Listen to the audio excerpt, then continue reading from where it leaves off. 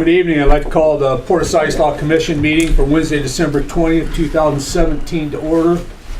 Noted that Commissioner Buchwald and Commissioner Huntington are absent tonight.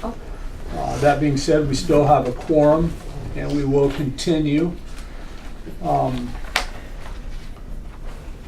Approval of the agenda. I would like consent. to make a quick note that I did revise the agenda.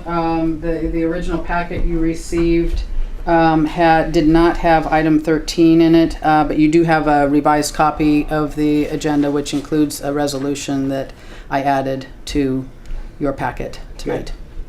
Thank you. Any other comments on the agenda from? Nope. No. Okay. Next will be public comments. Opportunity for the public to speak.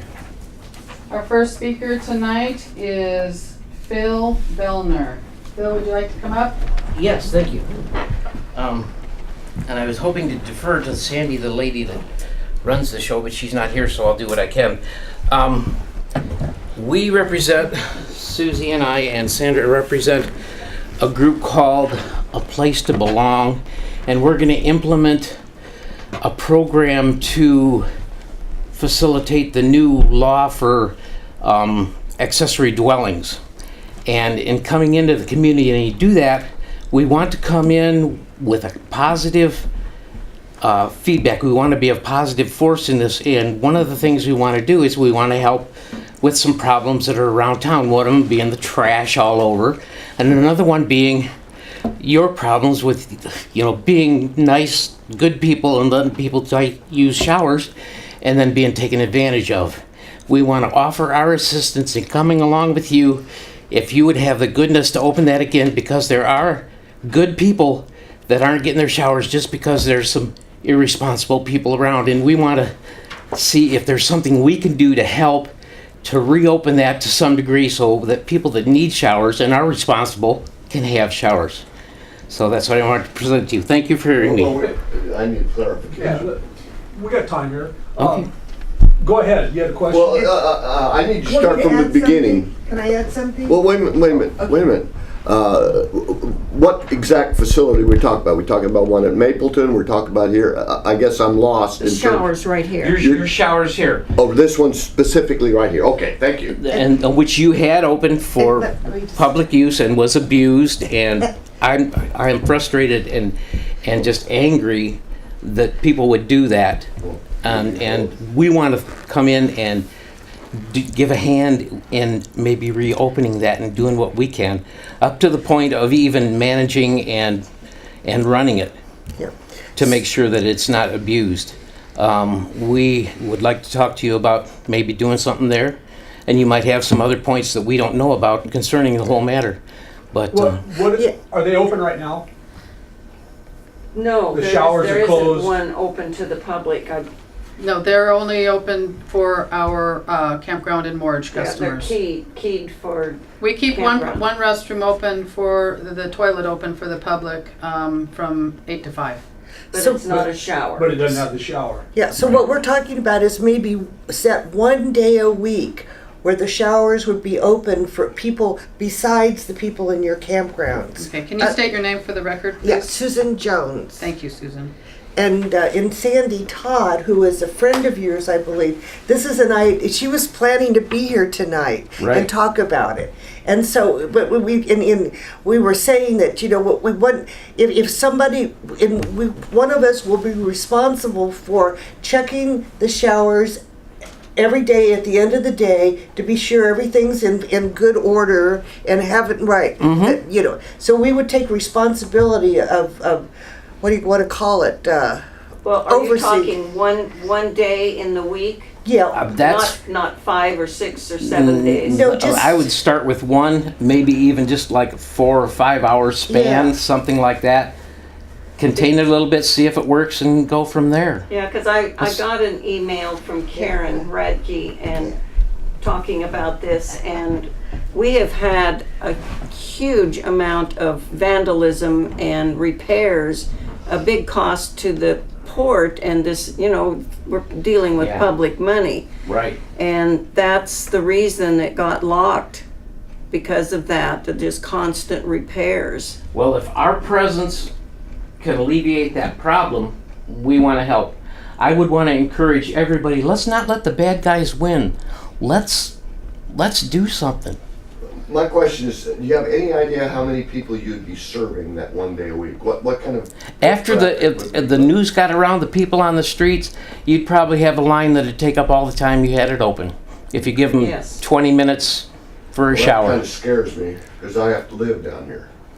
Well, they don't have to hang down here.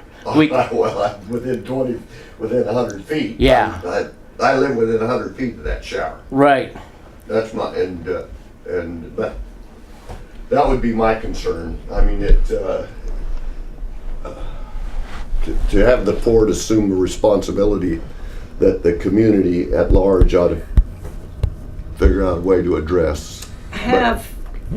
This wasn't really a option for discussion, but would it be easier or better to help the SOS provide more vouchers for people to do the commercial showers where these people are making their money by having that shower there? It'd be a little easier to control. Might I make a suggestion? Since you've heard the proposal, why don't we put it on the agenda for work board session? discussion next month, because we only have 15 minutes for public comments, and we have 3 more people who would like to speak. Okay. Yeah, I think that'd be a good idea. We could. It's a very interesting subject, and we want to work with you. Well, I'm coming from the from the fact that I had heard that it was open before and it was closed just because of the vandalism and everything. I think So- that's correct. Yeah. So that was why our thoughts were down here. Well, let's do it. And if those people are doing it up here, you're not going to have everybody rushing down here. It's not like you got the Ritz, you know. It's a shower with warm water. But if they can get it up there, they're not going to come here also. Well, And if they that's a good know- solution, Yeah, or the- maybe a solution. People on site all the time to stop all the stupidness. Anyway, thank you for hearing us. We appreciate it. And Thank thank you. you for your Thank you. And helping Dina out. has your contact? If I could get your phone number, or? She's the lady with the numbers. You might not want to give it in public, but that's Excuse fine. me for All right. pointing. Yeah, But thank you very much for Okay. hearing. so I'll, like, All right. Our next speaker is Lawrence Ferguson. Hello, Lawrence Ferguson. How you doing, Mr. Durham? At the last meeting, the comments were brought up about what we could do with the campground. And I think that the campground is seriously underused. And it sits there vacant for 5 months of the year. We brought up subjects that could enhance that by removing the buildings, which would also help the maintenance crew. Nobody wants to put a boat in there anymore because of the dropping of the sparrows. But the amount of revenue that is being bypassed by not using that space of about 20 sites, and I've signified other areas where there's room for 8 more sites. In the summertime, it would just be full. And that revenue stream for about 4 or 5 months would more than compensate for any capital expenditures that you would make. But we've already gone over that part, and I think in a work session with, you had stated that you might want to get a group of citizens to have input to the board. And specifically the campground, I would be interested in that part. To address your comment, Mr. Durham, about privatizing, I did speak with Mr. Steve Werner, the president of American Line of Leisure. They have 4 campgrounds on the coast here, and they're very successful campgrounds. I think the campground business is a little different than as it's being run now by maintenance people. And I think that it would be to our benefit, the citizens of Florence, to know this is a viable campground down here. American Line and Leisure is also very well versed in running marinas. So the maintenance on the marina, of course, stays with your people. But the managing of the marina and the campground with central reservation system, that spread from here to all across the country, you would eliminate a lot of reservation people that are useless.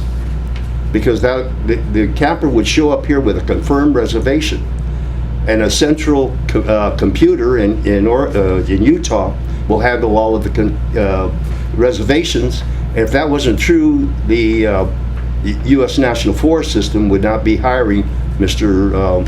Werner from American Land, because they know that he can. That's his business, campground business, and it's just a different thing. Their people are trained. I was trained under them to handle incoming campers, and the word can spread. Campers, motorhome people talk to each other all the time, because you meet them here, and they're in Montana, and you call them up over there. You may want to visit them. So we're always talking amongst each other. What are the good campgrounds? Well, your premier campground on the coast here is Tilcom, and it is run by American Land and Leisure. Constantly full all year round, even in the bad weather, because people just want to come here and see the coast.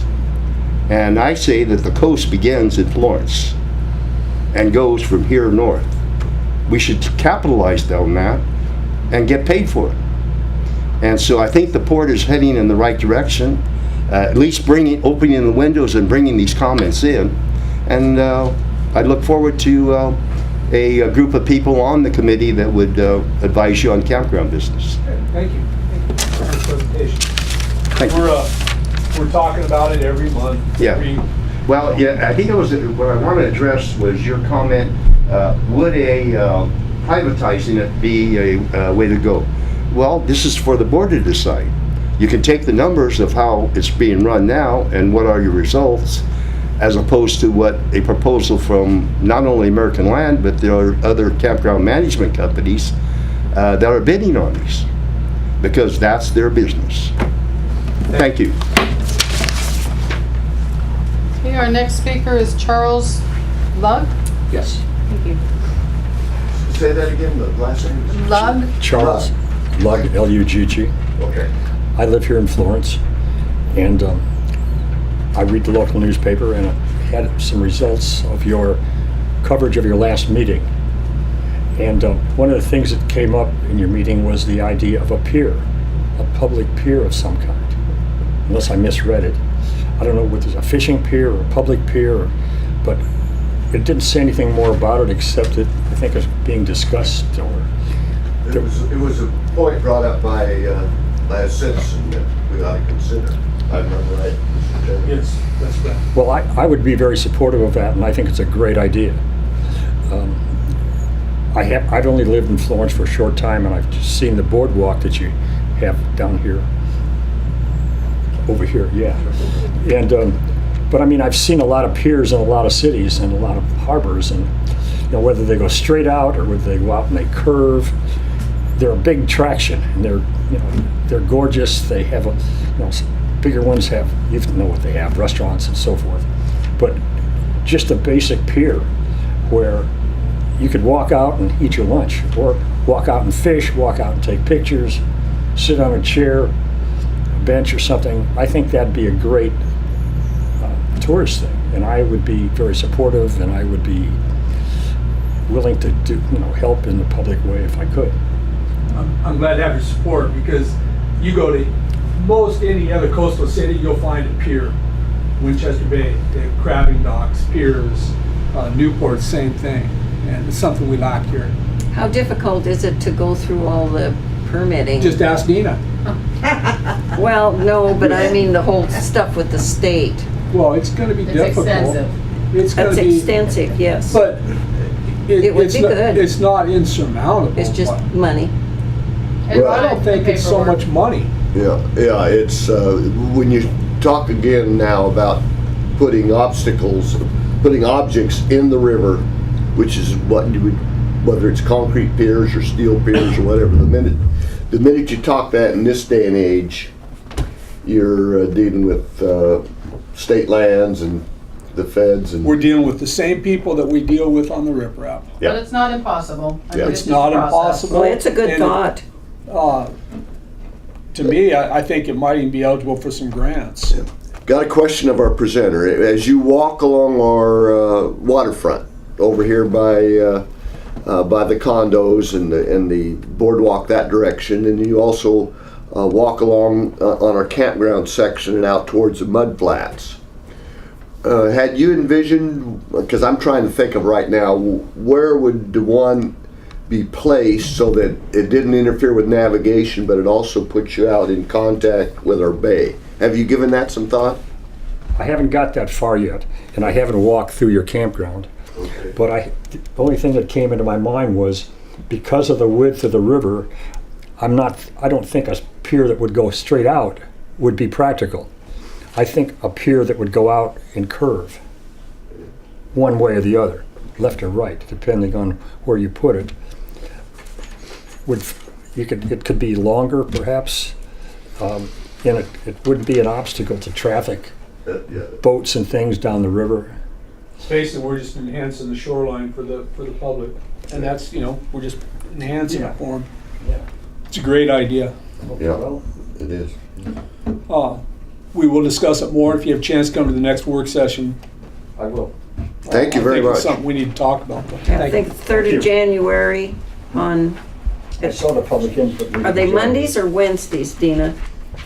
Wednesday is for the public input meeting. 3rd? Well, it's the first Wednesday of the month, but So I they need are to talk. Wednesdays. Yes, but I need to talk about that later because that conflicts with something that just Okay. came up. Yeah, that's right. There was a little. All right, our next speaker is Harris Radke.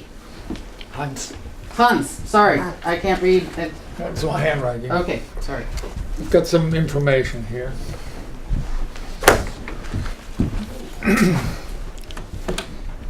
I'm Hans Radke. I'm an economist. I live up at 10 Mile Creek, and I talked to Commissioner Rickard some time ago about this information I generate, and she said, well, bring it to us sometime, so that's what I'm doing. And there's 2 handouts there. One is landings in Florence, Oh, and the other one is just describing what the commercial fishing industry does in Oregon. And I've done this since You need that. oh, sorry. That's just part of it. I've done this since 1980. I do number crunching, economics, and so on. And just for your information, and in general, the Oregon commercial fishing industry brings in about $500 million. Half of that comes from Alaska. Half of that money comes from Alaska, for your information. Now, with Florence, you'll notice, oh, by the way, I was also the chairman of the Pacific Fishery Management Council for 6 years. And I just noticed this, when you look at the landings in Florence, just after I quit, it went to hell for you here. So it must have been me that did all the good years here from caught all the other 97. fish. Yeah. And it's just for your information, but then a couple of what I would call this insights of what's going on in the industry. You'll notice that groundfish are not basically landed here anymore. That's because with groundfish you need basically to be checked with, among other things, with the ODF&W and so on. They need to be here, and because they're on quotas. Okay, so they're not going. Most likely, you won't have any more groundfish landings in a small place like this. And salmon, for your information, 80% of the salmon that's caught out here in the ocean comes from California, and so. Sacramento River system. Yeah, and the Klamath River is the one that sort of regulates how much you can fish here, and it doesn't look good. It looks awful for the next few years. So I would even venture to say that we may even be looking at some total closure of the commercial ocean salmon troll season in the next few years. So this is just for your information. But I also want to give you a little bit of positive insights of what's going on now. this area between Yachats and Florence is probably the most beautiful area on the whole coast, as you know. And we've got some wilderness areas up there. I live right in between them, and we're working on. We've got the Marine Reserve out there, and now there's a proposal. People are working on perhaps a Hecate Stonewall Banks that we may be looking at something like a Marine Research Reserve out there. It's just a possibility. So That would be an offshore, is what you're saying. that's it's at least 30 miles offshore. But those are the things that, you know, and we've got important bird areas out here north of us, and there's a lot of bird watchers out there. People get excited about watching birds. Yeah. So this is just information that I'm providing for you that you could be looking at. And Mr. Duman, you're a tuna fisherman, right? I am. You probably know more about tuna than I do, but No, even I probably don't. that's changing. A lot Last of- year was pretty slim. Yeah. It was really, and the tuna is changing. and one of the things, and I've worked on as an expert witness in court cases, and one thing that's really concerned me, I'm not so sure we can do much about it, is consolidation of the processing industry. There's basically one processor that's taken over just about everywhere from Crescent City, everywhere else. Comes in, bought up some processing plants and closes them up, and so it's concentrated more and more. And basically in Oregon we're going to have Coos Bay, Newport, and Astoria area. And that's basically it for landing fish. For landing. I don't know if you agree with me on that, but I that's, agree with you. There's 3 processors on the entire west coast of the United States that buy everything. and the Pacific Group is now doing about 90% of the whiting. Down at crab, it's a little not so much. Because you have the given- foreign markets. Yeah. Half of our crab caught here goes overseas. Well, that's changing right now. There was a Chinese market, and now the newest thing is whole fish. Not so much here, but in Alaska. Bringing in whole fish, freezing them right away, and shipping a whole fish to China, and then having processed. These things change, as you know. These things change a lot. But Well, then you have the hagfish. yeah. It's I don't know. interesting. It's interesting talking to you. Well, at least Oregon Coast made the world news this last August when my relatives were here, and they got caught in the hagfish accident up by Newport. And they saw that all over the world, including German They television. spilled the load. Yeah, that's what I'm talking about. They're called, so we call them slime eels. Yeah. So- Anyway, just for your information, I thought you could use that, and I've even sent this an email. If you want, I can send you a thumb drive on it, just for your information. Thank you. While you're here, do you have any suggestions? Would we ever be able to get a buyer here? No, A fish. I I mean, I can just say that absolutely. A buyer that will 100% provide ice and all that, no. Those days are gone. Well, they come into Winchester though, the buyers come in there. Maybe for crab. Yeah. Okay. And Port Orford has a little community that's trying to do things for local markets and all that, but that takes an awful lot of effort. And then I've worked with co-ops before, actually, in South America, and you got to be very careful about working with them. You need a lot of dedication. Any other questions? No, but I would, if you want to have more time for a particular presentation, Hans would be glad to come and do it. after the meeting. Yeah, well, Yeah, I could come back sometime and give you a better presentation I if you want. would appreciate that, I think. Yeah. Yeah, I mean, it was great sitting here, you go over a few of these numbers and explain them, you Yeah. know, to the public and. Yeah, I'm sort of somewhat retired. I'm trying to be retired, but I do that.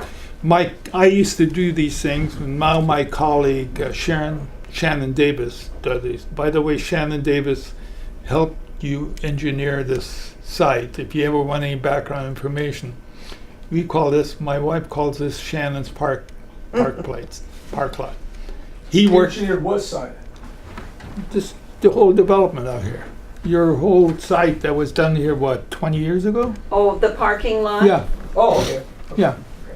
Yeah, if you want any insights into that. Shannon, Davis of the research group. I've worked with him now for 20 years, and he now has taken over doing all these things. Okay. Well, thank you. thank you, Hans. Sure. Very good presentation, very short. Happy Maybe we can holidays. elaborate. Yeah, yeah. I will. That was interesting. I've never seen those numbers. Oh, major Tried to get in numbers. here and Stephen didn't want me to bring anybody. You want to pass this to the public, maybe? Yeah. So that concludes our public speakers for the night. I would like a copy Yeah, here's an of extra that for the copy record. of right- the right fish here. landing. Thank you. Okay. Thank you. Okay. Next would be approval of minutes by consent. Nothing heard, they're approved, including the work session, the regular meeting, and the public input meeting. Approved. Yep. Any objections? No. Approved. Approval of financials by consent. We'll have a presentation by the manager. Okay, my presentation is brief because we have our auditor, Signe Grimstad, here. So let me go over a couple of things and then she will take it from there. So November bills paid were in the amount of $99,394.70. If you, I don't know if you've had a chance to review the financials, but the balance sheet shows quite a bit in our checking and savings account, because if you look at page 2 on the general fund profit and loss, we got the majority of our, quite a bit of our levy tax revenue in. So in November we brought in $174,503, and we also got $6,588 in state forest sale revenue.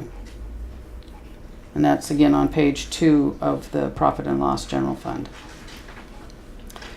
Other than that, November was kind of a quiet month. I don't have anything outstanding to point out. And there were no expenditures in the capital maintenance fund.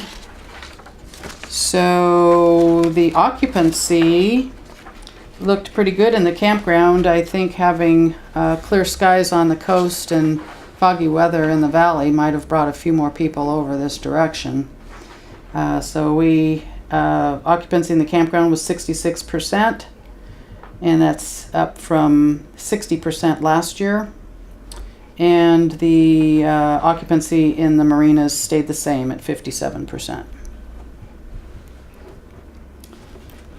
Do you have any questions? Nancy? Bill? Thank you. One person that probably asks questions isn't here tonight. Commissioner Buckwald. Right. So I think you're off the He hook missed here. his chance. Yeah. I think it looks good to me. All right. I will listen to a presentation. All right. Signe Grimstad is from Grimstad and Associates. I think she's going to sit at the table, and you each have a copy of the audit, and I will let her give her presentation. Okay, well, Hello. thank you for allowing me to speak tonight. It's The Economist, that's a hard act to follow. He's very interesting. It was. What he had to bring, and I'm sure he'll have a lot more to offer. First of all, this was our first year auditing Port of Siuslaw. You received a clean opinion. Is that good? That's good. Oh, That's okay. exactly what you strive for. I will take you to page 8. This reflects your balance sheet at year end, or what we call the statement of net position. And it at year end reflects your total current assets of $704,000 If you go down to current liabilities, you're at 291,000, so that's pretty healthy for current portions. Capital assets, land non-depreciable assets, reflected at 6 million. So overall, your total assets are at I'll round up here, 6.8. Again, your liabilities, current liabilities due within the next 12 months, 290,000. Your long-term debt at $1 million, so total liabilities are at 1.3. And at the very bottom, then your net position is at 5.4 million. Most of that is wrapped up in your real estate. Profit and loss for the year is reflected on page 9. There's one item I want to bring up. It was a prior period adjustment. In going through your capital assets, and we had a nice walk throughout the port, and then Dina pointed out, and we had noted from the previous audit that there had been the restroom facility, or you call it out in the bay there, that restroom, The floating restroom. You call it the floating restroom. Floating potty, yeah. There you go. Well, it had been taken off the books, and in discussion with Dina, she brought it up that actually there had not been a change of ownership. And so we went ahead and increased your capital assets again by that amount, and depreciation is continuing. Other than that, I'll take you to the top. Your total operating revenues for the year, rounding here, is at 804,000. Cost of services and depreciation are 1.1. So overall operations putting in, you actually have a loss at 347,000. That is why you need property taxes to help support, as well as the state forest sales tax, your grant resources, interest income. There was some disposal of assets. Interest expense of 51. Overall, it brought in non-operating net revenue of 295,000, so it brought your loss down to 51,000. And really, that represents depreciation there at that point. If you turn to page 10, this is like looking at your checkbook, and I'm going to take you to the middle of the page. At the beginning of the year, you had 514,700 of cash.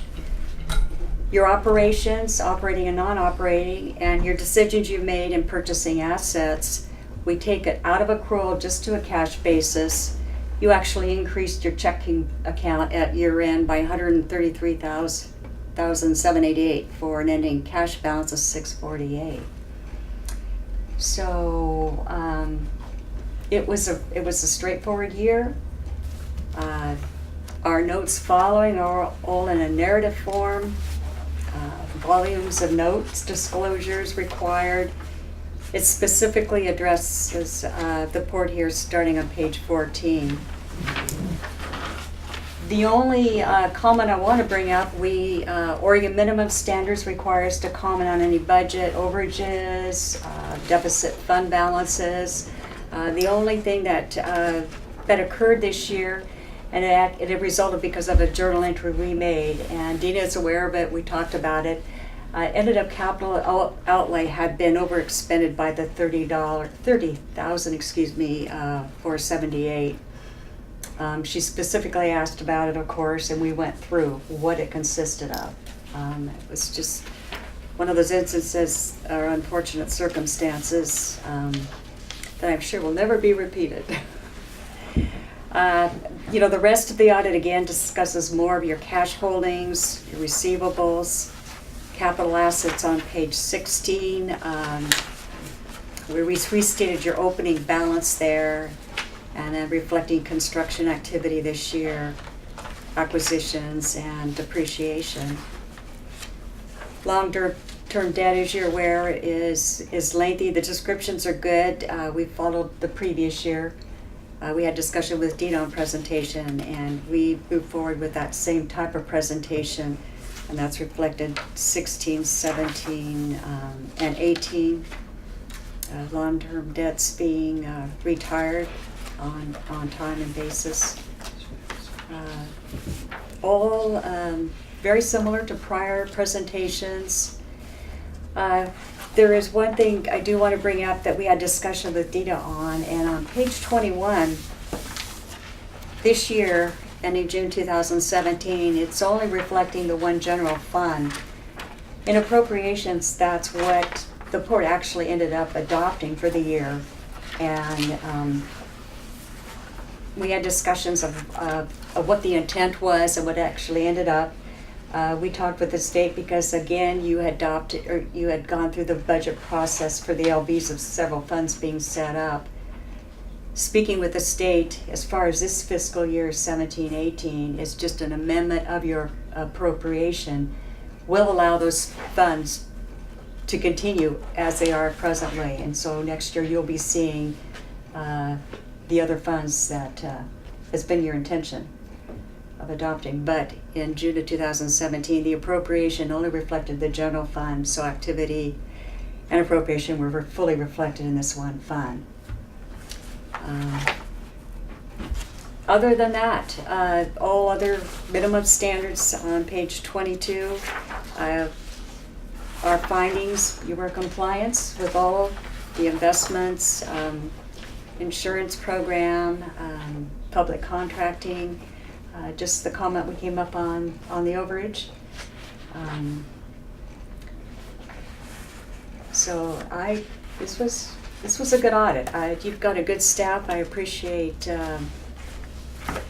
their hospitality, and we were new, and they were very flexible, and we even got a tour around the area, and I thoroughly enjoyed it. We had great weather here. I was gonna wonder if they provided good weather for you. They provided good weather, and I'm Coastie from Newport. I really enjoyed what you're doing down here. You walk in their office and they got their rubber boots and raincoats hanging beside the door. That's what we usually are wearing, and it's been an outstanding fall. Thank you. We appreciate our staff is. Yes, Yeah, the staff is good. I agree. Very Thank you. Very open and receptive in questions. That's important. I like that rapport.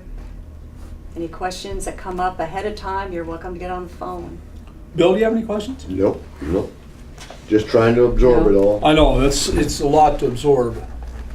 We'll probably have questions next month, but, Well, you can phone me. okay, thank you. Yes. Well, thank you. Thank you for being here. Okay, thank you.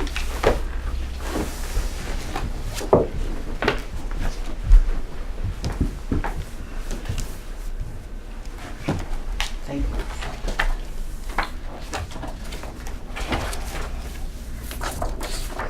Here comes a hot potato.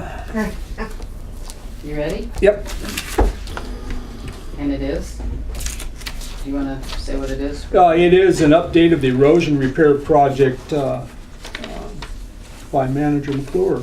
Okay, thank you. I heard from engineer Jack Aiken today, and in your packet, this was kind of at the 11th hour here, right as I was just about ready to walk out the door, but he did submit 3 maps of the revised project, and what you don't have in your packet is a copy of the joint permit application that he also sent. This is going to the Corps of Engineers and the Department of State Lands, and this is what the Department of State Land they needed in order to get the project going to the next level. Good. So it's a 14-page document, and I did not have I had a brief chance prior to the work session to look through it. It looks good. He wanted me to point out a couple of things. What he is doing is shifting the repair wall to the west and tying it into the existing bulkhead on the east side of the bulkhead, and also shifting the wall west to where it is on the east side of the proposed private property line. That's the So page 2 that we're looking at, I think. Yes. Because I see the point of the rock coming Yes. to the location, That- the line. That is Property correct. line. That is correct. Okay. He also stated that the new fill and rock calculations show a large reduction in rock and fill. So this has been scaled down from the original design. And that's because it's all higher? I'm not sure. I would have to, it's not higher. Raised up, I mean, Yeah, not, it's- not into the water. Well, no, it's still going to be in the water, but it's not raised. It's gotta go to the toes, so yeah. Yeah, so it's Okay. still, and I think that's reflected on page 3 of your designs. You can see in the design work that, like in the upper right-hand corner, you do have rock in the water line, and therefore it will usually need to be done, that work, during the in-water work period, which we are in right now, and it ends February. It's November through middle of February. But he has talked to the people at the Oregon Department of Fish and Wildlife, and they are willing to grant a variance to where if this goes through, they would approve this work to be done in March and April during the in-water work, because of if you're doing this type of work during in-water work with all the winter storms and all the And the high higher tides tides, and yeah. so on, it's more difficult, and they would be willing to grant a variance to do it when the weather and the waters or tides are calmer. Could you repeat that about the reduction in rock? I didn't understand. That, he just says the new fill and rock calculations show a large reduction in rock and fill. I don't have an explanation on what, I'm just saying that What- this, It's my observation that we went from a 1.5 or a 2-to-1 slope to a 1.5-to-1 slope, okay, again, I have not, which would amount in a reduction of rock or fill. oh, okay, yeah. all right. Because you're going from here to here. Okay. So you have less rock that's gonna be on this surface. That's how I don't understand the engineering. How do we just, all of a sudden, we were going 2-to-1, and now we're going 1.5-to-1? What engineering is there to say that we can do that, Well, I can't. other than his engineering? Okay. Well, there's probably tables for the angle of repose for, pardon me, my back is killing me. But, I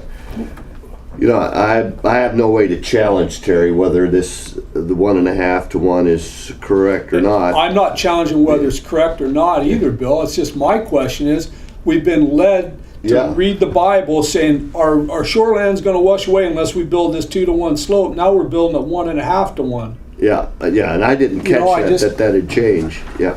And what that does to us, it saves us ground, but it makes your slope a lot. You can't walk on a 1.5-to-1. 2-to-1 you can walk on. So, Well, but we're talking about providing access on each end, remember? Yeah, yes, we are, but yeah. so, If you would like, we can always do a conference call with him. We can have 2 commissioners in the room without doing a public meeting, or we can do a work session and get him on the phone for if you have any questions. Because like I say, he did a brief review with me right before I walked out the door this afternoon, and I don't have answers to all the questions, and I haven't really, I've scanned the application, but I do not have a real solid hold on it. So if you would like to review this a little bit more in detail, I apologize that I don't have more information for you tonight. Like I say, this came in late today. So Yeah, Terry, I don't have the previous diagram that he showed, do we have that? yeah, it's in the back where it was office. the 2-to-1. I'd like to That would be verify my that. That were, question. what, those 6 Yeah, scenarios on one page, wasn't Yeah. it? so that would And be, you have the same thing here. that would be a too. good question, Terry, Yeah. why the change? I suspect that it's still got a hole. I'm sure I would hope that it's a formulaic calculation on something like this. That I guess my opinion is the job was changed substantially. Yeah. Shouldn't we have been said, hey, wait a minute, we're going to 1.5 to 1 slope instead of a 2 to 1 slope? No, I agree. It's a good question. Uh, But what I don't remember is what we had previously, so I'd like to. well, there it is, Okay, 2 to 1.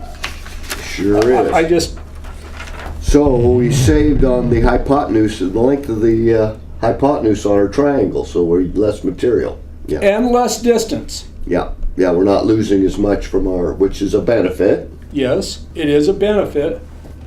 But But why you're- did you're it take sure- so long to get here?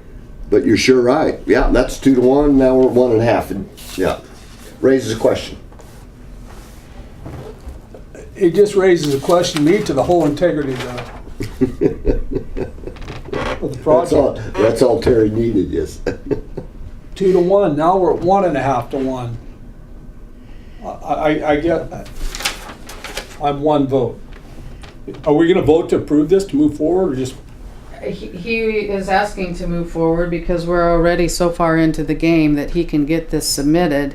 And he can also do revisions after it's submitted because it's already been approved. This is just for the joint permit application, but NOAA has already given concurrence and National Marine Fisheries. So he says the sooner we get this submitted, it has to go through the process at DSL. And then we could be looking at hopefully March to April construction. this is on the same magnitude of a contractor building you a house with 12-foot ceilings. But he said, you know what, I saved you money. You got 8-foot ceilings now. And that's just how I look at it. We've been sitting there been told we're getting 2 to 1 slopes, now we got 1.5 to 1 slopes. Yeah, there's less rock, there's less, what's our purpose? Well, what I'd like to suggest is that we move forward, but we also introduce a clarification. In other words, your question, and it's pretty straightforward. Why the change? What was the reason for the change, and was the change of some benefit to us? It's definitely going to be a benefit to us. But And I don't disagree with the change, if that's what he's standing by, but it's awful funny to be led no, To get this far. and then all of a sudden say, oh, by the way, you don't need this much out there. well, I would like us to move forward, but I'd like to get a clarification of the change.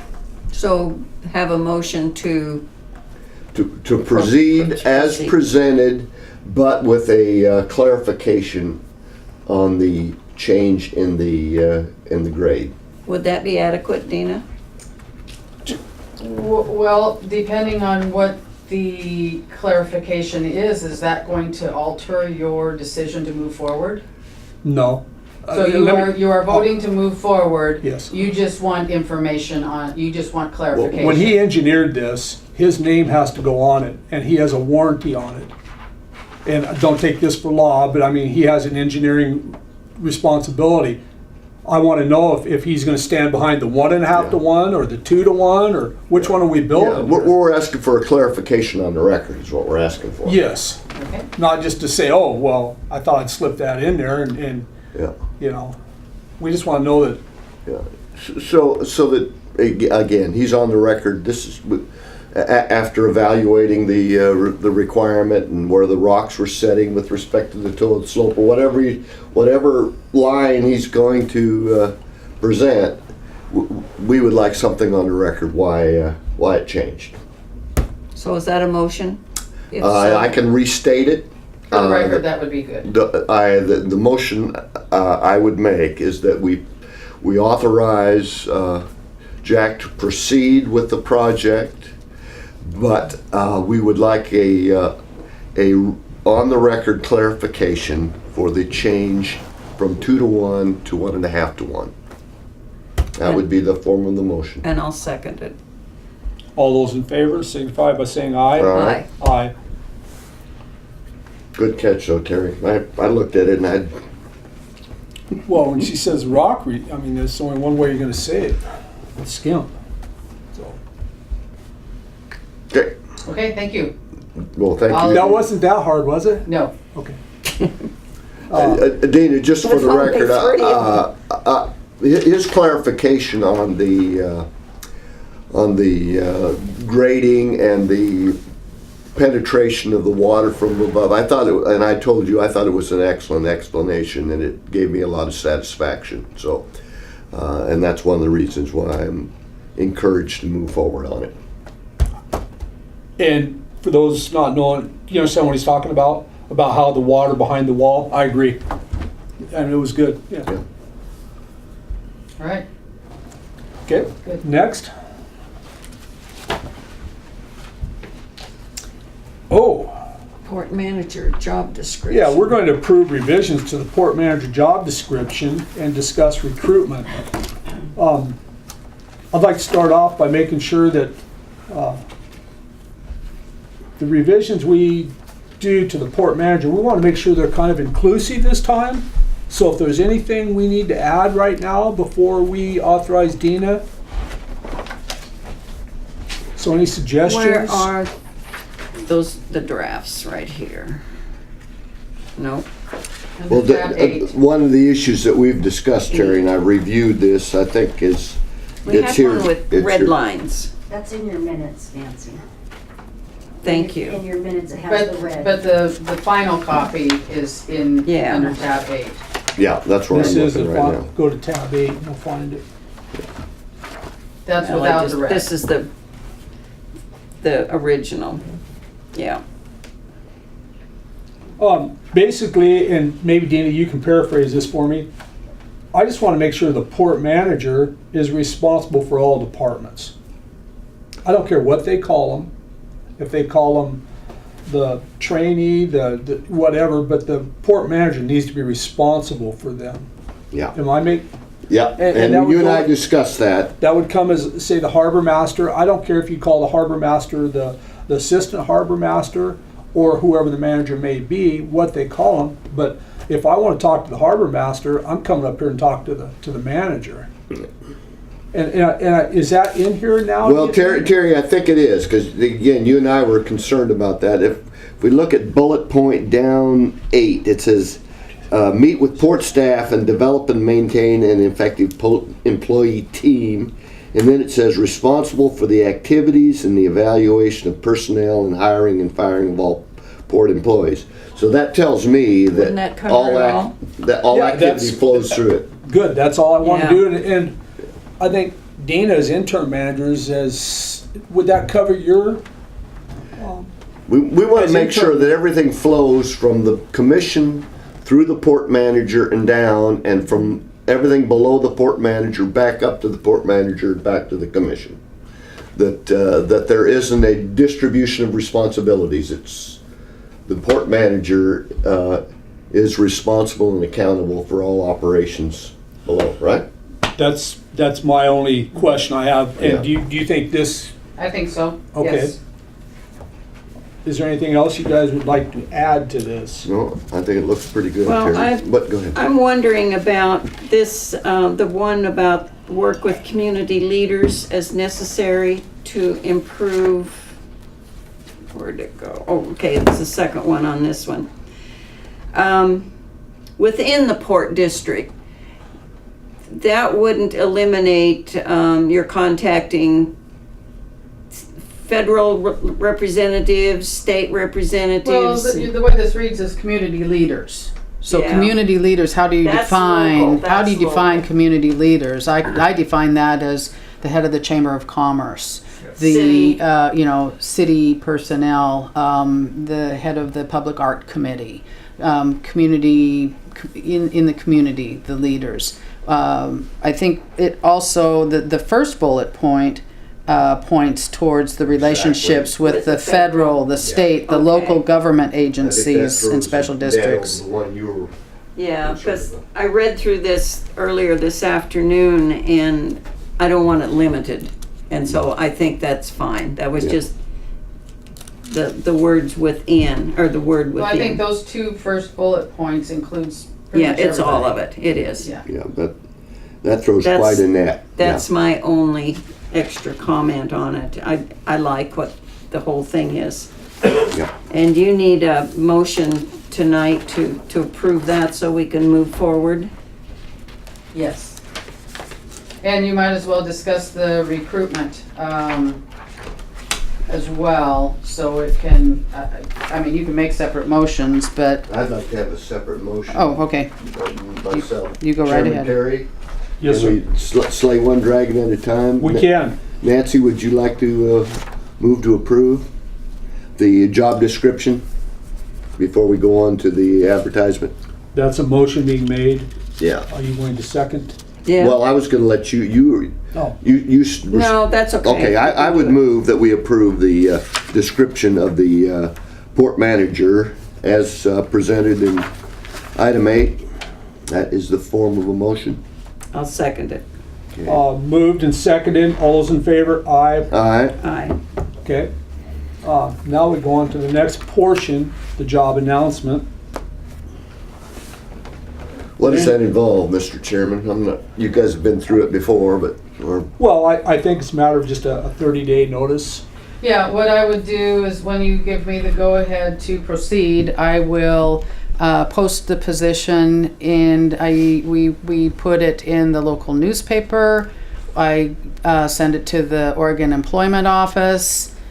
Put it on the website. I contact special districts, Oregon Pacific Ports Association, Pacific Northwest Waterways, all the relation, the organizations that relate to the port. What? Craigslist. Under boats. You never know, you might get a qualified captain. Okay, I can add Craigslist to the list of Under boats. under boats. Got it. And usually it is a 1-month recruitment, and we accept applications during that time, and then we close, and then we usually have an executive session to review the applications and create a short list. And once that short list is created, then we call for interviews. The finalists, Yes, which state on the bottom, finalists for this position will be required to go through an interview process. correct. now we know this time of the year, right now, these days we're in right now are terrible times to get anything accomplished because people. Well, I would post it first, In January. That's what I was wondering. Yeah. We can post it 1st of January. Okay. For the month of January. if And that's that what gives you- us a month. Yep. I personally, I don't think it matters when you post it, but that's Okay. fine. It's up to you. You tell me. Well, I have 2 commissioners said 1st January, so that's what we'll go with. I would like to have a motion for accepting the announcement. And I include move- a time. I move that we accept the proposal or to make the job announcement for port manager, and let Dina set the time. I mean, you can do the first week in January and close the end of January, whatever fits for your office. All right. Second? All those in favor? Aye. Aye. Aye. Motion passes. Okay. We I will hope it post was- in the first business day of January. Good That enough. sounds good. Good job, thank you. Okay. But don't go anywhere. Okay. We need an update. Well, update is more or less a discussion of where you want to move forward from here. I would like your feedback on how the first public input meeting went and the information you received, and if you want to continue, the minutes spell out exactly, I want to compliment Kelly. She's been doing a great job on the minutes. And so she did a really good recap of the public input and what topics were brought up and what items were brought to your attention. And how do you want to facilitate that? Do you want to continue having a similar meeting for the next 2 months? Get more input, and then- with the same format, or do you want to change the format? Is there anything that you got from the first meeting to where you'd like to channel it in a certain direction, or have a different forum that addresses more of our project list? It's just How about kind of, if we do at least one more, see if there is new input, other ideas, and then sit down with that list of things that were suggested, and then pick something that could be workable, that we could think about, because we certainly can't do all of it. Yeah. Correct. What and again, we're going to throw it out for discussion. I would like to have one more public meeting and get At least one. But then we need some form of long form discussion. In other words, and originally I had mentioned, and I thought some of the other commissioners had mentioned, we actually set up a study committee for the major topics. I think we have a major topic. It's near and dear to my heart, what we're going to be doing in the boat basin and our vision for the boat basin. We also have had some suggestions, the famous blue buildings, and what we're going to do with the campground. And yet, ultimately, you actually almost need a business plan. I mean, on the port. What if we, for example, what if we tear down the blue building? What would that cost? What would it cost to upgrade the campgrounds? What would be the projected return? How would we finance it? All of the tough details that we would need to get in, just as if you were putting together a business model for which we are. It's a good thing you say that. The strategic business plan is coming up for renewal. Yes. Okay, and I'll let Dina talk about that because that's near and dear to her heart. Yeah. Yes. But Terry's right, and you made those two exact words. Business plan is crucial. Yeah. Because we are our 5-year strategic business plan was 2013 to 2018, and it sunsets June 30, 2018. So the next 6 months are part of what you are exactly talking about, and how to channel those ideas and the commission's input on the next 5-year plan. And in those various areas, there are people that are available. We had a gentleman here tonight that seemed to be quite knowledgeable about campground models and campground plans. And the management change. And so whether you succeed at it or not, I think it would be worth the possibility of setting up a few study committees where the commissioners appoint an individual to be part of that. I've got some individuals that I would request to come aboard. Terry might have some Nancy might have some, but not an unwieldy number, but just enough to put multiple eyes and multiple heads in evaluating how we can move forward. One question I want to ask now, and it's kind of in line with what you're saying. Is there a Old Town committee? Not anymore. There was Merchants of Old Town, and that dissolved. And then there was a downtown group that was similar to Merchants of Old Town, and that dissolved. But what there is a downtown revitalization team, and I sit on that committee. And that's just, and that really encompasses all of the urban renewal district, not just Bay Street, but we try to look for ideas to revitalize from Bay Street up to 126 and to Highway 101, and include the whole urban renewal district. And Terry, I've been religiously attending the Chamber of Commerce monthly board meetings and making an ex officio presentation to them. And one of the things I mentioned, and I have a couple of volunteers, one I'll probably take them up on it, that would like to participate. I mean, hard-nosed business people that are interested in moving the whole area forward, and people that know what it is to evaluate a realistic business plan, whether it makes sense. So, but the other committees that are available, but we do need to tap into those community members that have both some expertise and they have a heart for moving the area. Well, upward. and this thing that Dean is working with, this committee, Florence is in the top 10 of this final thing. I'm going to talk about that a little bit later. Okay. Yeah. I'd like to suggest that we offer a raffle prize to the speakers to encourage participation.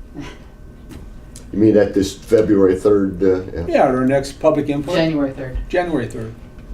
Which you brought January 3rd would be, that was the night that we were scheduling the next public input meeting. And we Because that need to- falls So on we the need to first change Wednesday it. We need of to the kick month. it. So I Yeah. would like to change it to the following night. I would change it to the following week. But that gets that's- complicated. That's the night of the, they're doing a presentation at the Cinema Lights on the Plastic Ocean, which is something that I'm also involved with my Master Recycler group. Pick the date. I And, Lane Act is the second Wednesday also. So if we could just do Thursday. maybe Thursday the 4th for a public input meeting, 5 o'clock Yep. here. Yep. And I had thought about getting the Bromley room because we had a full house here on November 29th, and I heard from a few community members that they wanted to come, but when they looked in the window, every seat was taken, so they drove away. But the Bromley room, Let's do. Well, I checked the Bromley room and it's booked the Oh, night it of is? the 4th. Right. We'll just punch out this wall. Okay. Are there other venues that we could select that would not Not- cost us a not- fortune? Free. The Blue Warehouse, maybe? It's cold out there. Would the city, Well, would we the could city have it here council and just, chambers, We city could, have extra council walk? chairs. Yeah, we and, just you know, put more just- chairs in. I don't know. Okay, I'll let you, yeah. I would like to do it the 4th. I really like these input before we start making a No. big plan. The been very community productive. input is good.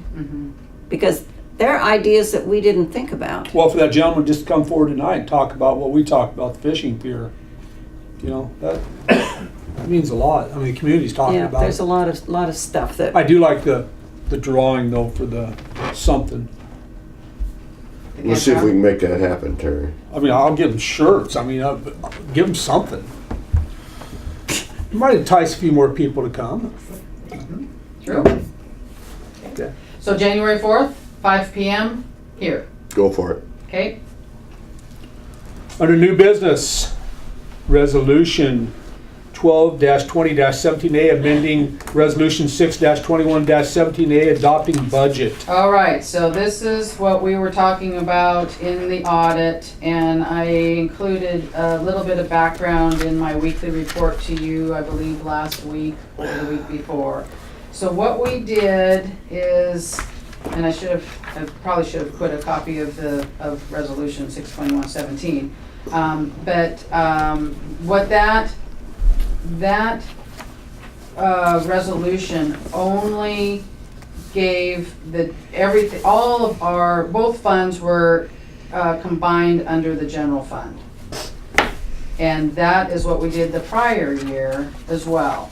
And that was something that we missed separating out, and therefore this year's audit that Ms. Grimstad presented to you tonight has everything under a general fund with the expenditures in the capital maintenance fund expenditures referred to in a capital maintenance department, not fund. This moves us forward in compliance with the way the last year's and this year's resolution should have read, and so it amends the resolution and corrects it to where we bring the capital outlay amount out of the general fund and specify it in the capital maintenance fund. So that's all it's doing. Everything else is the same. It's just taking, the original resolution had $93,000 under the general fund and capital outlay. So do you understand? It's right now it's separated to $23,000 and $70,000. So that's all it's doing. How's he getting the 3? maybe interest. No, we didn't gain anything. We have 23,000 budgeted in capital outlay in the general fund. 15,000 is for the fuel dock repairs, and 8,000 is to repaint this building.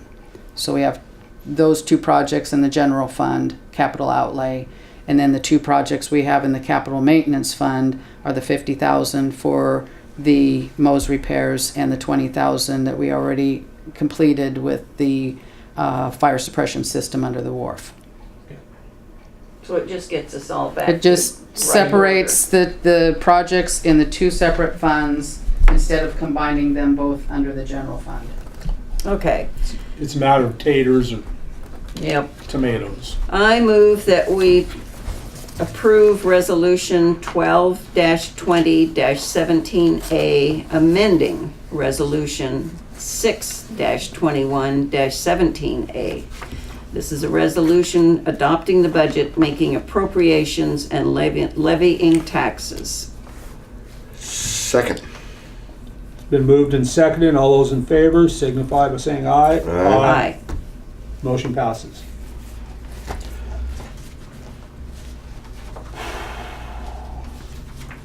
Select a realtor for the Pacific View Industrial property.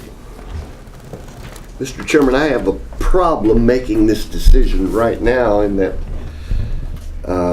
we've got a couple of nice packets that were presented and we had a nice oral presentation, but I haven't had a chance to fully absorb this, so I'm wondering, are we going to lose anything by postponing? Waiting a month with more commissioners here. I'm glad you asked because I was having a hard time. I'd rather have Commissioner Huntington and All of Commissioner them, Buckwald yeah. here.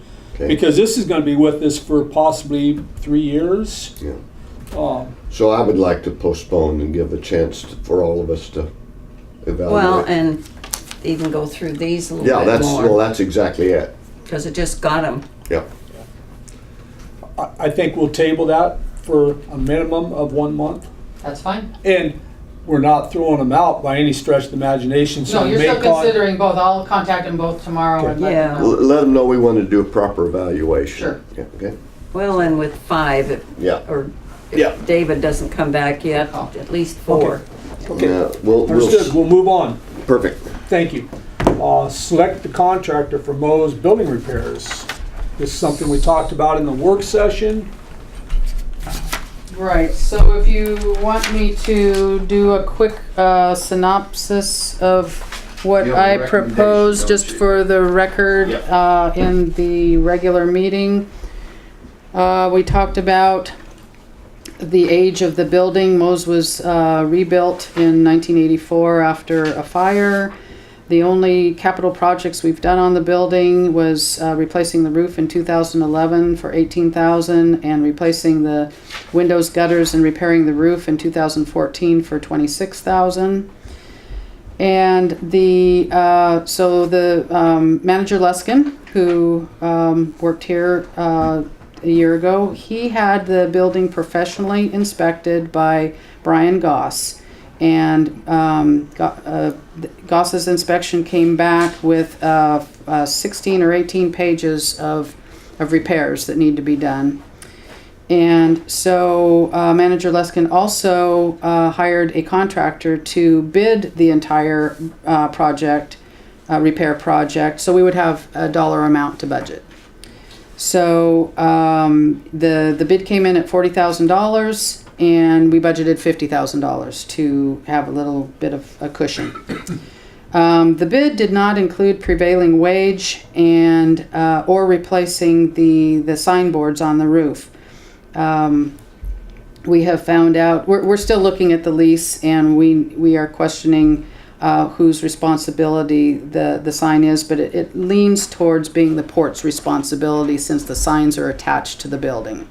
So, and there is some repairs that need to be done on the backboards of those signs. So we sent out an RFP, and we contacted contractors and roofers, and we had some of them get back to us. And Jason walked Mo's building with them and went over all the repairs. And we ended up getting 4 proposals. Well, first off, we broke it down into, I backtrack a little bit. We broke it down into 4 phases. Phase 1 was to replace the partial exterior siding on the west and south walls. Phase 2 was to replace the cupolas, the upper roof structures, and the Mo's sign backboards. Phase 3 is to remove the two most neon signs on the roof and reinstall when the new sign backboards are completed. And Phase 4 was to replace the fascia and the ridge cap shingles up on the roof. So Phase 4 only went out to the roofers, the roofing contractors, and Phase 1 and 2 only went out to regular contractors. Phase 3, since that removing the two Moe's neon signs up on the roof, it can only really be done by the sign company. And we found out that that was Salem Sign. So we contacted them and they gave us a bid for $6,500 to actually professionally remove those, because they're big.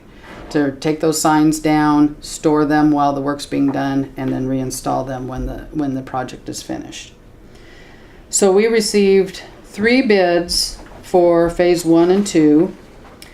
One of the bids came in by Mr. Gerber for $84,000, and he included Phase 1 and Phase 2 in his bid. He did not break down the phases. We received another bid from Mr. Lofi, who did break down Phase 1 and Phase 2. His amount for Phase 1 was $20,748, and Phase 2 was $59,135. Well, both of these obviously are much more than we budgeted, because we only budgeted $50,000. So now we're looking at 2 bids right around that $80,000 mark. A third bid came in from an outside contractor.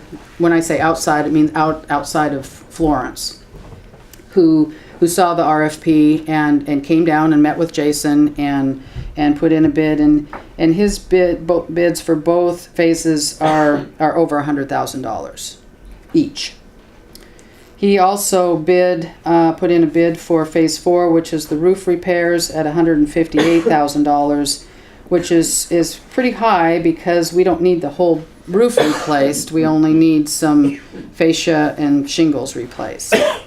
We did receive one bid from Prater, who is a local roofer, and he bid that Phase 4 repair for $7,132. So all that said, that we need to kind of break this. You're doing okay? I'll keep talking. Just keep going. Okay. All right. So since these amounts include prevailing wage, since we hit that $50,000 mark, we're in that ballpark, and we did need to add prevailing wage to the RFP. We are now over budget by accepting any of these bids in whole, in their entirety. So what we need to do is break them down in order to stay within budget, and maybe postpone one or two of the phases for next year and budget for it then. So my recommendation was to accept Lofi's bid for Phase 1 in the amount of $20,748, and accept Prater's bid for Phase 4, the roofing portion, for $7,132. That totals almost $28,000, and within our $50,000 budget, that leaves a gap, but not enough gap to include any of the other phases. So I'm proposing that we postpone Phase 2 and Phase 3 to next year, which would be in the ballpark of $65,000. So in this year's budget, with the $28,000 with this recommendation, that leaves us with, $22,000 additional. I found out from when Jason and I were talking, we have also had painting Moe's building on our project list for years. And one of the reasons we are experiencing these exterior repairs over so many years is the building hasn't been repainted. This building has been neglected. So we are proposing that we add a $14,000 repainting project on top of the $28,000 for Phase 1 and Phase 4, and that brings us to close to $42,000, which is within budget.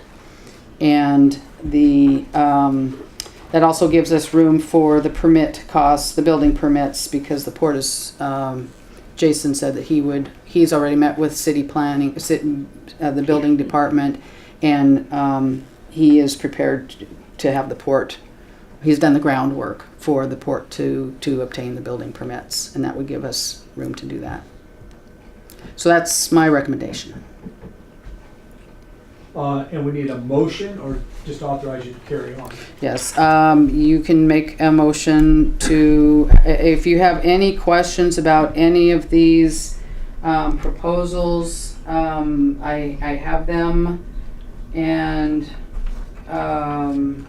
we actually kind of went over this in the work session, and there were some questions, there was some dialogue back and forth, and you asked some good questions, and so. But we can we do it all in one motion Yes. with all? I'd like to ask first a question on do you think your quotes for the painting were a year ago? Are they gonna be valid? Or are we gonna be saying, oops, maybe we should've went? If they aren't, I can come back to the board. Jason seemed to think that they were fairly recent. Well, again, I think they were about a year ago, so they would be close to that. Okay. I mean, if they vary, if they're more than $1,000 difference, do you want me to come back to? No, I'm just worried that you don't have enough. Oh, okay. Well, he had two separate bids from two different companies, and they were both right in that ballpark. Okay. Do you have any questions, Mo? Nope. I think we need to proceed. I move that we accept the recommendation to make a recommendation that we accept Lofty bid for $20,748 and the Prater bid for Phase 4 for $7,132, and that we have the paint for Mo's building at $14,000. So moved. Second. Moved, seconded. All those in favor? Aye. Aye. Good job. Thank you. We'll get something started. All right.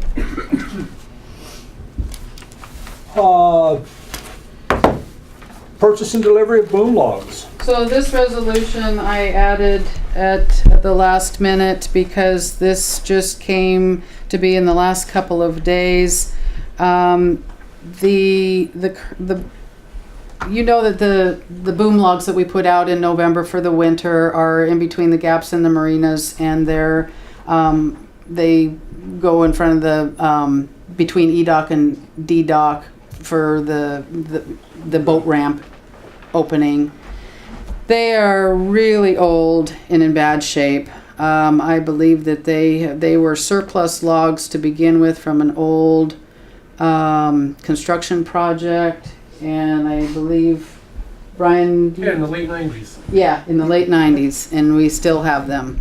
And they're rotten, and they're waterlogged, and they're not holding the staples and the pins and the chains, and they're falling apart. And we've had replaced debris booms on our project, on the capital project list for years, but the intent was to try to move to a more high-tech debris boom. They're called polypipe deflection booms, but they run in the hundreds of thousands of dollars.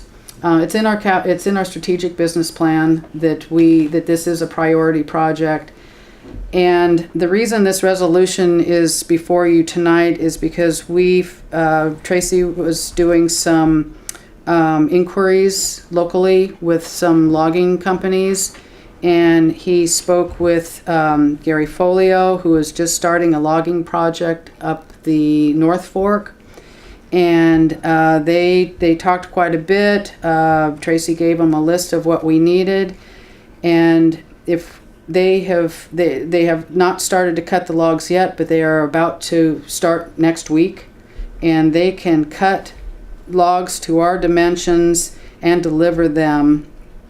And I received a bid today, which you also have right behind the resolution, which says that which is from Tony Folio, and it itemizes the 10 logs and what their lengths are. And these are spruce logs. And it would be in the amount of $8,000, which is much less than the $600,000 that is proposed in the strategic business plan for polypipe deflection booms.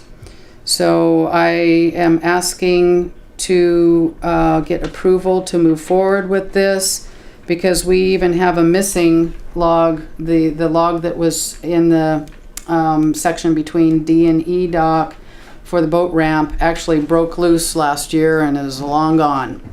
So, and the other ones are in really bad shape, and this would give us new, freshly cut logs that that will last for a good period of time until we can find $600,000 to get high-tech debris booms. So that's what this. Sounds like a good move.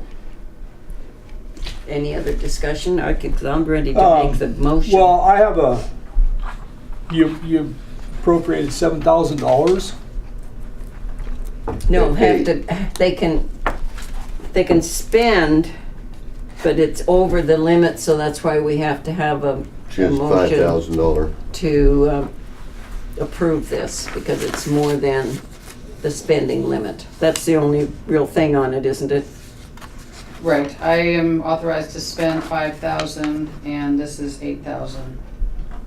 Okay, that was my question, 8,000. For some reason, I had that you were asking for 7,000. I'm sitting there reading through this, I'm going, wait a minute, this doesn't. 6 and 2 is 8, yep.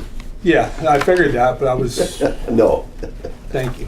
Okay, And the reason you had 7,000 on the brain is because when we first started talking to them, that was the dollar amount. Thank you, I'm not going crazy Okay, after all. good. That works for me. I move that we accept the bid from Folio for the boom logs. I think Oh, it's a resolution that I Yeah. can just read? Yeah, Okay, let's go to where? 13. Tab 13. You're on it, right there. Okay. There you go. I move that we approve Resolution 12-20-17B, which is a resolution to authorize purchase and delivery of 10 logs. Second. Moved, seconded, all those in favor? Aye. Motion carries. Thank you.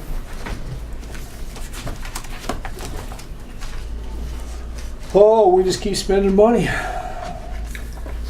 The others will know to Sounds like not my leave. household. Yeah. It's Christmas. Manager and commissioner reports. Would you like me to go first? Sure. Okay. I don't have much, but I just remembered that Toastmasters is here on January 4th using this room. So can we pick another date, or do you want me to look into the Bromley room for maybe the following Monday or Tuesday? Do it within a week of that, and then I get back to you, and then I'll do a press release? Yeah. Okay. I Yeah, would agree with that. just not Wednesday. Okay. All Make right. it work. Will do. Couple things I have is I just found out today that the grant that you approved me to submit to SDAO for adding 5 security cameras got approved. Awesome. So we are moving forward with that. And I also wanted to tell you a little bit. You've probably been hearing something about the Main Street series that Florence was chosen as one of 10. It was first one of 20 and then got narrowed down to one of 10. So we're in the top 10 potential cities, and this is a television show called Main Street Series, and I believe they're on Hulu and And they're also free streaming. If you Google the name, you can stream the shows free online. but they pick certain communities, and we're in the running with 9 other cities across the whole United country. States. Yeah. Did you send them chocolates yet? No, but you No. can when they come on January 3rd and 4th. You So can have a sweatshirt and chocolates, Terry.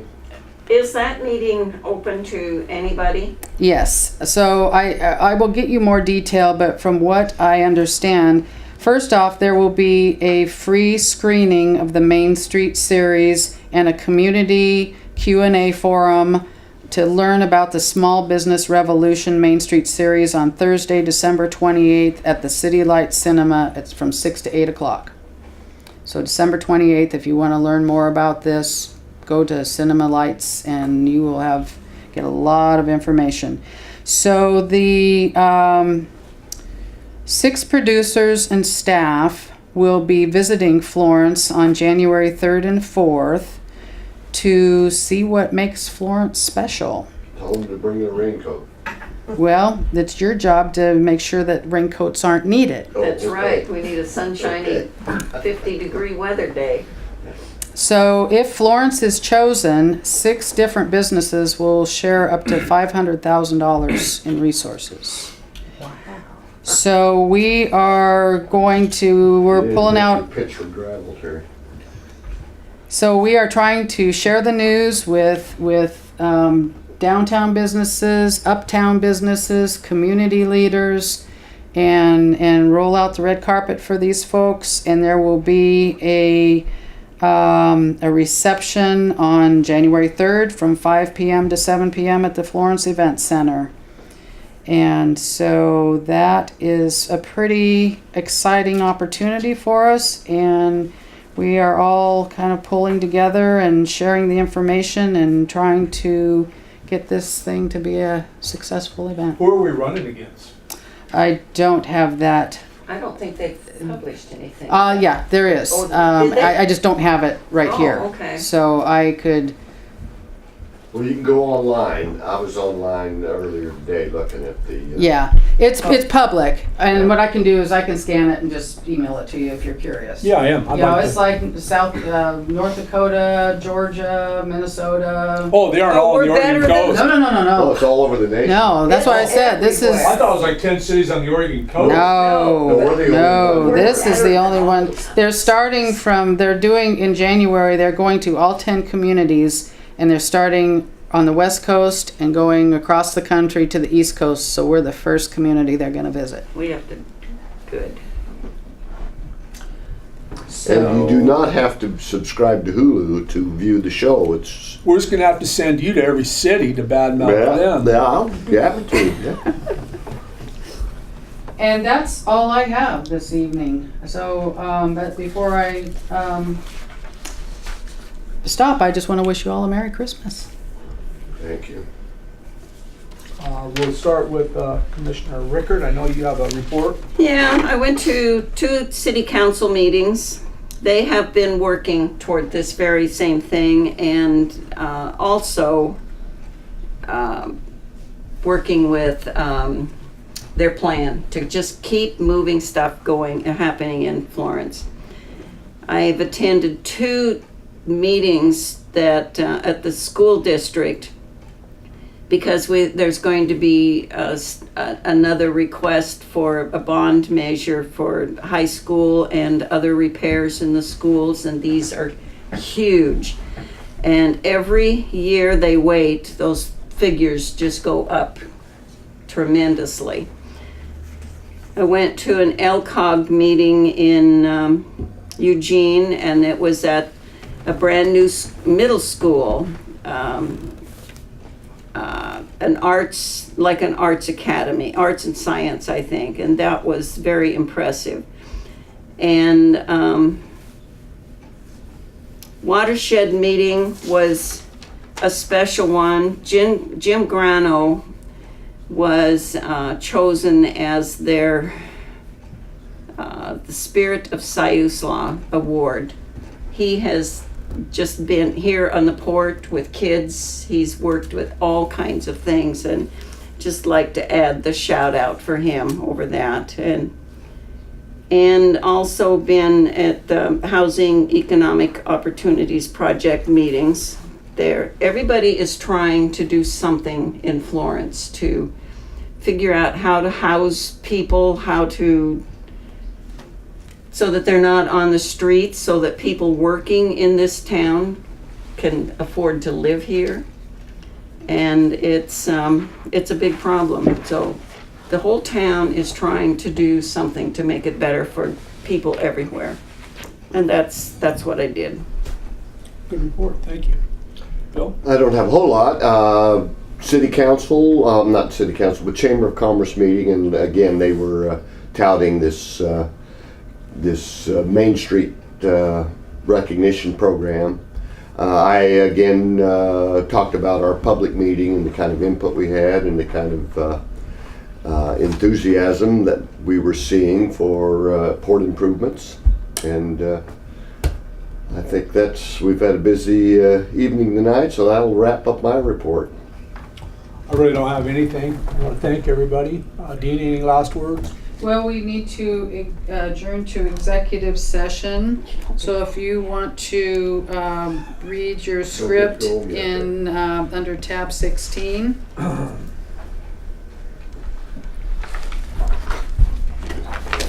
Oh, we need public, yes, you're right, thank you. Public comment We still have first. one more opportunity for public Oh, comments in case thank you. anybody wants to. Anybody like to speak? Brian? It's good to see you here. Oh, thanks. Well, I was going to say that, but now. No comments, Brian? Oh, no, no. Oh, okay. Just a comment, it's good to be seen. Yeah. I'd like to thank everybody in the audience. At this time here, there's no public speakers. We're going to close the public session, and we are going to adjourn to executive session to conduct deliberations with the interim court manager who is designated by the board to negotiate real property transactions. Representatives of the news media and designated individuals will be allowed to attend this session. All other audience members must leave the room.